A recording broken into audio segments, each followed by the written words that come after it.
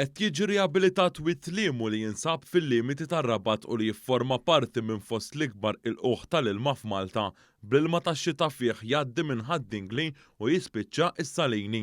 Ix-xogħlijiet se jsiru b'investiment ta' €386,000 b'kofinanzjament mill-Fond Agrikolu għall-Iżvilupp Rurali. Il-proġett f'Wittliemu jinkludi r-restawr ta' kanal tal-ilma ta' żmien il-Kavallieri, ir-restawr tal-ħitan tas-sejjieħ, kif ukoll ir-restawr ta' pont eżistenti u l-bini mill-ġdid ta' żewġ pontijiet tal-ġebel biex jagħtu aċċess lill-bdiewa għall-għelieq tagħhom.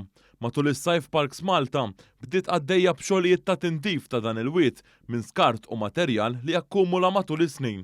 B'dan il-mod jiġu evitati każijiet ta' għar li jispiċċa jħalli impatt fuq il-modijiet u l-għelieq tal-madwar li wassal għal telf ta' ħamrija u ta' prodotti agrikoli.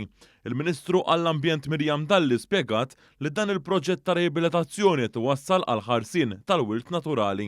Il-Ministru Dalli qalet ukoll li jeħtieġ nippreservaw aktar il-widien bi flora u fauna endemiċi u sostniet li b'dan il-proġett se jkun qed jitħares il-wirt naturali ta' pajjiżna. Qegħdin naraw li nkunu qegħdin nirreġeneraw Wittliemu. Issa dan huwa wied li jaqgħad mal-Mostan Kibur Marrat u jibqa' nieżel sas-Salini.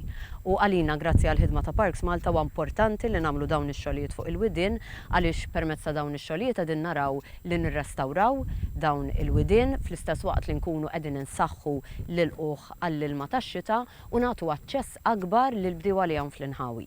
Min-naħa tiegħu is-Segretarju Parlamentari għall-Fondi Ewropej Chris Bonnet spjega li permezz ta' fondi Ewropej Parks Malta diġà investiet il fuq minn €1.9 miljun biex ċaru x-xogħlijiet f'żewġ widien oħra fosthom wied Santa Katarina u wied fid-Din, filwaqt li hemm ippjanati żewġ proġetti oħra ta' il fuq minn €1.5 miljun.